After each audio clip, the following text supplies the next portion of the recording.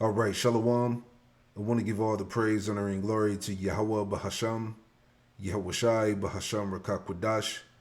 Double honors to the apostles and elders of Great Millstone who taught me this truth. Shalom to the hopeful elect. The world ahead 2026. And again, what are they trying to tell us through this photo? It says the World Ahead 2026 magazine cover, published by The Economist, shows they expect war, pestilence, and financial collapse next year. You see? Jeremiah chapter 28 and verse 8. And it reads, it says, the prophets that have been before me and before thee of old prophesied both against many countries and against great kingdoms of war and of evil and of pestilence. Okay? So before these things happen, they're being declared unto you. Right? The world ahead 2026. And this is what we're waiting on. All right. The scriptures talk about, looking for and hasting the coming of the Lord. This is the spirit that we're supposed to be in. Okay. We're waiting for the fall of Babylon, the destruction. Okay. These world changing events to happen. This is 2 Peter 3 and 10. But the day of the Lord, Yahweh Shemel Shah, will come as a thief in the night, in the which the heavens shall pass away with a great noise. All right, that's when those nuclear warheads hit the earth. And the elements shall melt with fervent heat. The earth also and the works that are therein shall be burnt up. Okay, this place is going to go out by nuclear fire on this side, man. That's the second death. Seeing then that all these things shall be dissolved, what manner of persons ought ye to be in all holy conversation and godliness?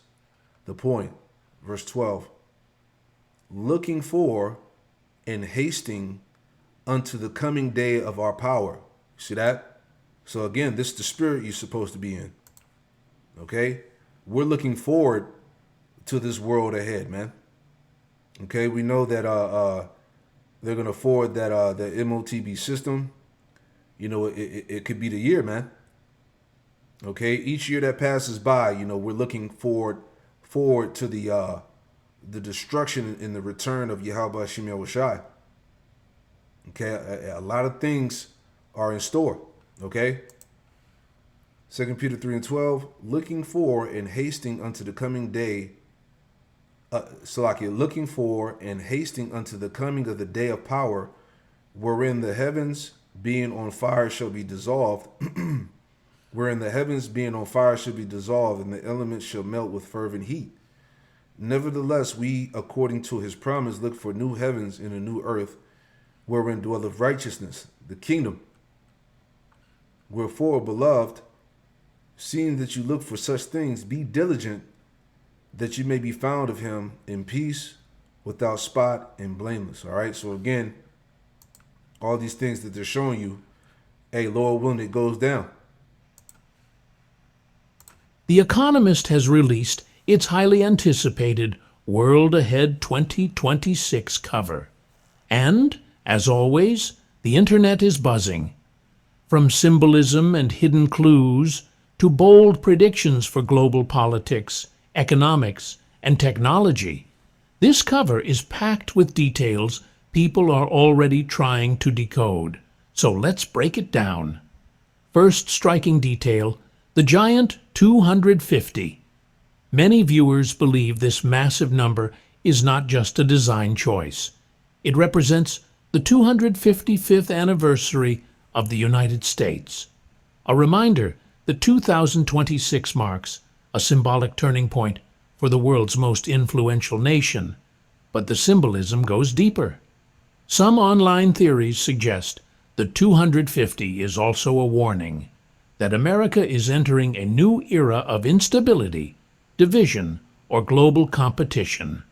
Others think it symbolizes a rebirth, a reset, a chance for the U.S. to redefine its role on the world stage. Next important detail is the cluster of military imagery. Tanks, missiles, fighter jets, all packed into the cover. This has sparked rumors that new geopolitical tensions may rise in 2026. Some speculate the cover hints at a new Cold War between major powers. Others believe it suggests ongoing regional conflicts may escalate or spread in unexpected directions. Whichever interpretation you choose, the message is clear. 2026 will not be a calm year for global politics. Another detail grabbing attention is the technology and AI symbolism. Robotic hands, digital interfaces, and futuristic elements are placed right next to political symbols. Many online analysts say this represents the rapid integration of AI into economic and military systems. Some even suggest The Economist is hinting at AI-driven elections, automated warfare, and a global economic shift powered by advanced technology. Whether you see this as exciting or alarming, Bear with me. it's hard to ignore how central technology has become to global power. Another hidden clue is the presence of syringes and biotechnology imagery. This detail has fueled speculation about future health challenges or breakthroughs. Some believe it warns of new pandemics. Others think it points toward revolutionary medical technologies, gene editing, synthetic biology, or new vaccines. The Economist rarely adds medical symbols without intention, so this detail is worth watching closely. A further detail is the financial symbolism scattered around the cover. Currency icons, market charts, debt references. Many commentators feel this is a warning about global financial instability. Some analysts argue it hints at a global recession. Others think it suggests that wealthy nations, especially the US and Europe, are living beyond their means. And 2026 may be the year the debt problem becomes unavoidable. Final big detail, the overall chaos of the composition. Nothing on the cover feels calm or orderly. Everything overlaps.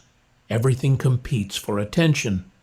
This has led many to interpret the cover as a message that 2026 will be a year defined by complexity, where crises overlap and global systems face pressure from multiple directions at once. The Economist may be hinting that we're entering a world where politics, technology, war, health, and economics are no longer separate topics, but deeply connected parts of one unstable system. In conclusion, the 2026 cover is bold, chaotic, symbolic, and full of clues. There you go. You know, that's the let me get that real quick. You know what we were hearing, you know, the rumors and things like that. Okay? Any day now, man. Right? Jeremiah 51 and verse 45, my people, go you out of the midst of her and deliver ye every man his soul from the fierce anger of the Lord, Yahweh Shemel Shai, and lest your heart faint and you fear for the rumor that should be heard in the land. A rumor shall both come 1 year, and after that, in another year should come a rumor. All right, so these are the rumors of what? Of violence, destruction, okay, economic instability, financial collapse, wars, pestilence, right? It says, in violence in the land, ruler against ruler, all right? Civil war and world war, okay? All these things are in the forefront now, okay? Let's get into this too, just to add on, all right? This came out today, December 10th, 2025. It says the U.S. could potentially end up fighting Venezuela, Colombia, Mexico, Russia, and China all at the same time. Okay? It's a wrap. Right? Obadiah 1:1, the vision of Obadiah, thus saith the Lord power, Yahweh Shemel Shai, concerning Edom. We have heard a rumor from the Lord, Yahweh Shemel Shai, an ambassador sent among the heathen, arise ye, and let us rise up against her in battle. All right, so all these nations, again, are preparing war okay, with America. All right, let's see what we get out of the summary here. You know, let's see what we get. Bear with me. Okay, it's getting hot and heavy, man. Okay, so this is summary of geopolitical tensions and potential conflicts. It says the author asserts that while 2025 has been a year of war, Ukraine, Iran, and Gaza, 2026 could be far worse, warning that the U.S. could potentially end up finding Venezuela, Colombia, Mexico, Russia, and China all at once. All right? And it goes into Venezuela regime change. Okay, we're not going to read all that. Internal backlash from Venezuela action. Let's read this. It says China would be absolutely furious because it imports a tremendous amount of oil from Venezuela. And the country has borrowed tens of billions of dollars from China.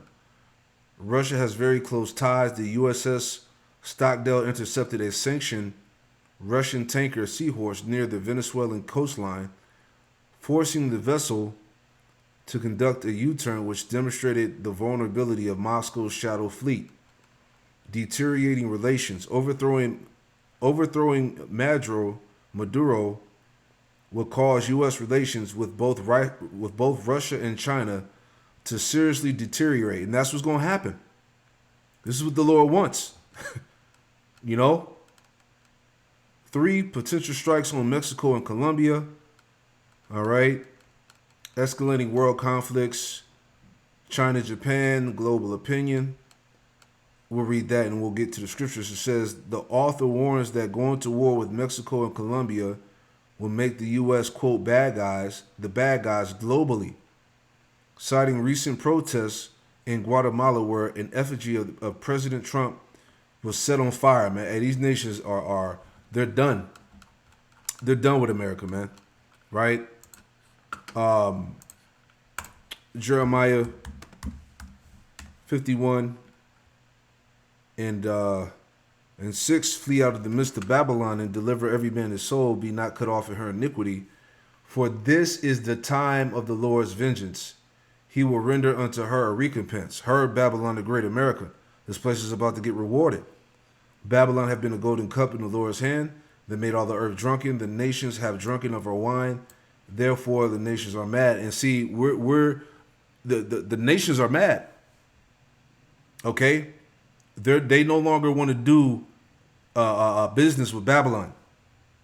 Okay, as I talked about before, these nations are isolating themselves both from America and Israel, man. Okay? These nations have seen what, democracy has done to their nations. Feminism. Okay? The Western way in general. How that mindset, that philosophy, that way of living has destroyed nations, man. Okay? It's all coming out about America, man. So now these nations are prepared to go to war. These nations are mad. Okay? They're ready to get after Babylon, man. As we're talking about, as we enter into the year of 2026. Okay? It's about to go next level, as I've been talking about here, right? And with that being said here, that draft is coming. Let's get into that too. I saw this earlier, okay? Because the draft is coming back in style. U.S. military draft in 2025, women included, all right? And we know that we're approaching the end of 2025, but still, with all these things going on, right? That draft is coming, okay? Well, guys and gals, looks like you better lace up your boots and get your war faces on because they are bringing back the draft.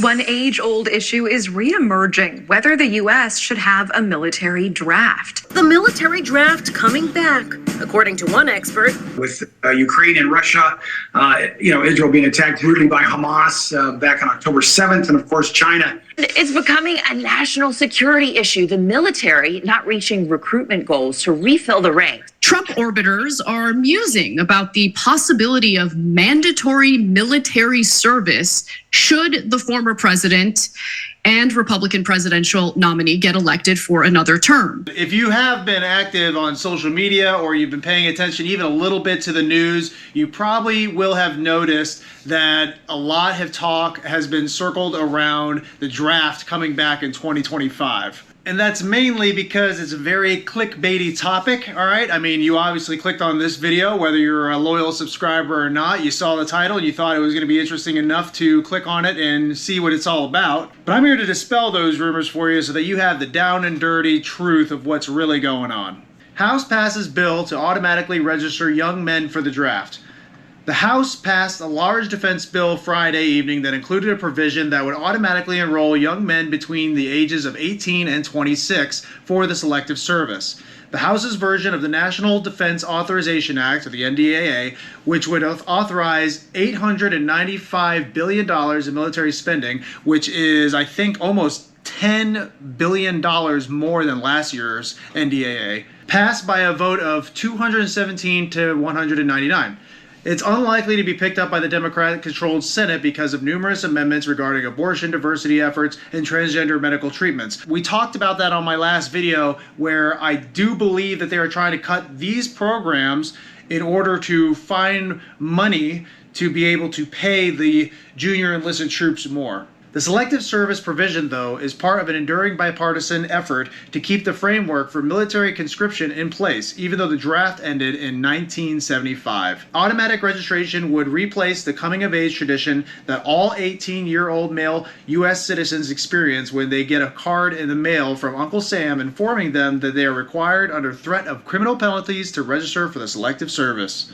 And that's been true for a long time, guys. I think it's been roughly 50 years. Don't quote me on that. I want to say it's been around 50 years where that has been the reality, okay? Whether you knew that or not, once you turned 18 and if you were male in the United States, you were supposed to register for the Selective Service, which is essentially the draft system. And if you didn't do that, there's technically criminal penalties for not doing it. And I think that's where a lot of confusion on this topic is coming from. I think there's a lot of people out there that didn't realize that the Selective Service system was actually something that already existed, nor do I think that they knew that they were already required to register for it. The House's version of the 2025 National Defense Authorization Act does say that males aged 18 to 26 will be automatically enrolled into Selective Service. But that was something that you were supposed to be doing anyway. And the House's reasoning for doing this, to make it automatic, is to make it easier on the citizens and also to save money with marketing and sending out reminders to actually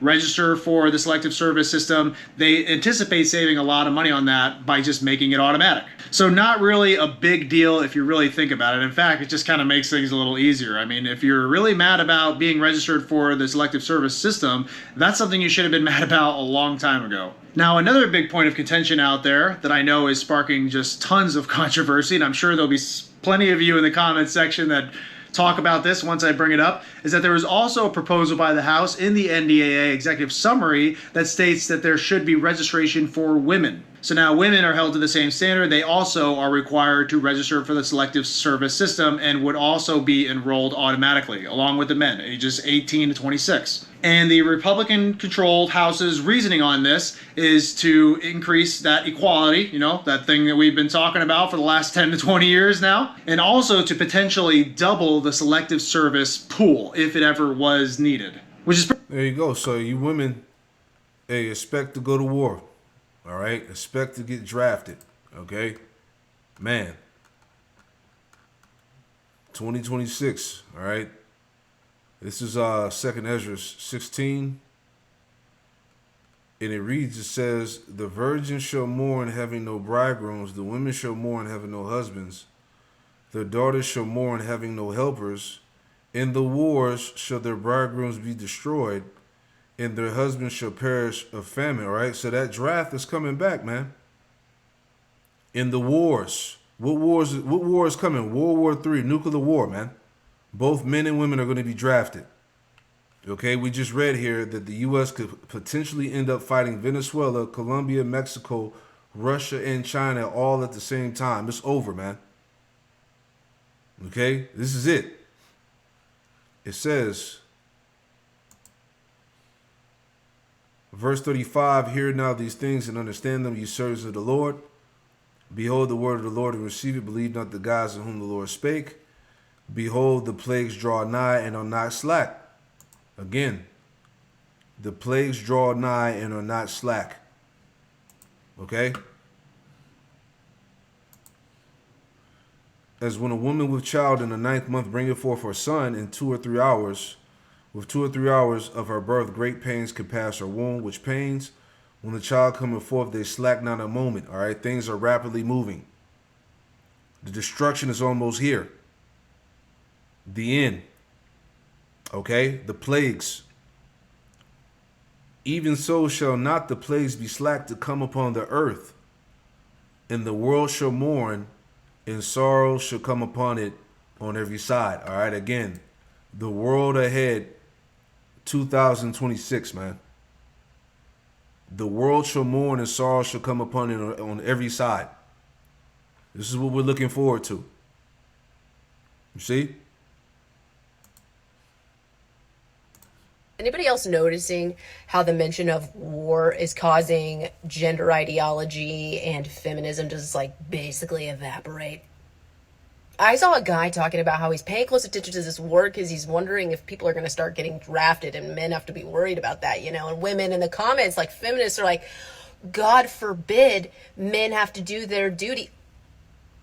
Now it's not toxic masculinity. When it comes to dying on a battlefield, we're all good with that. But any other time, it's this toxic masculinity. Like, now it's God has a design. We are all created differently. Women can't do what men can do. Yeah, I guess when it's going to cost you your life, your ideologies change real quick. Anybody else noticing? There you go, man. So you women going to be out there on the front lines. Get ready. All that shit you talking, you know, you're equal to a man and that feminism bullshit. Hey, we in that time, man. Let's get it going. All right? Like this guy said, any woman who posted men and women are equal need to be drafted first to prove what they said. Exactly. Stand on those words. Right? Isaiah 3:25, the men shall fall by the sword, and thy mighty in the war. And our gates shall lament and mourn, and she being desolate shall sit upon the ground. All right? Because this is going to be the state of Israel first and foremost. All right? The wicked of our people, but also these women in this time to come. All right? So there ain't going to be no more feminism and gender roles and all of that madness. Like she was talking about, you know, in the time of the military draft, when they start drafting you men and women out here. All right? So, again, it's a lot to look forward to, man. This shit's going to be crazy. All right? But this is what's coming. Shalom.